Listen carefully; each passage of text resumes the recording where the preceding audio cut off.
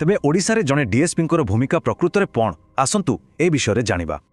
आमे जानिछे ओपीएससी परीक्षा देई एही पदवी मिले, किंतु सतरे सेमाने कौन करंती?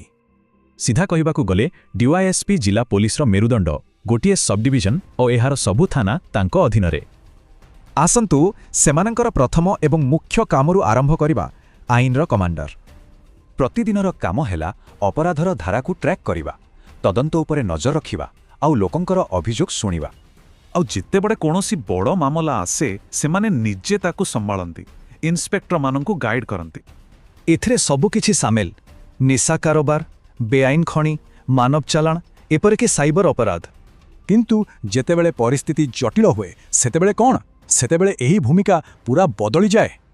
भाभी देखंतु, पर्वपर्वाणी हेउ, निर्वाचन हेउ किंबा प्राकृतिक विपर्यय, डीएसपी ही फील्ड रो मुख्य कमांडर। सेमानंकर लक्ष्य स्पष्ट, पुलिस फोर्स को मैनेज करिबा, ऑपरेशन संभाळिबा आ लोकंकु सुरक्षित रखिबा। किंतु ए काम केवल आईन श्रृंखला किंबा संकट परिचालना नुहे, यह संप्रदाय सहित एक सेतु भली। हाँ, यह केवल नियम लागू करबा नुहे, यह लोकंकर विश्वास जितिबा विषय रे। आउ सेमाने यह केमिति करंती? लोकंक सह मिसी सेमानंकर अभियोग सुनी आउ विवादर समाधान करी। एही विश्वास गढ़िबारे सबुठु बड़ कथा हैला दुर्बल लोक, महिला और पिलामानंकु सुरक्षा देबा। तेबे एते सबु काम करुथिबा जणे ऑफिसरंक कैरियर पथ किपरि होई थाए? प्रथमतः यह एक प्रतिष्ठित क्लास 1 पदवी, अर्थात सरकारी घर, गाड़ी और अन्यान्य सुविधा।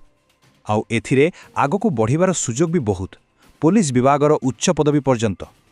तेबे संक्षेपरे कहिले जणे डीवाईएसपी केवल जणे ऑफिसर नहंती, ताठारु बहुत किछि। सेमाने जणे लीडर, निज फोर्स को कमांड करंती, प्रेरणा दियंती।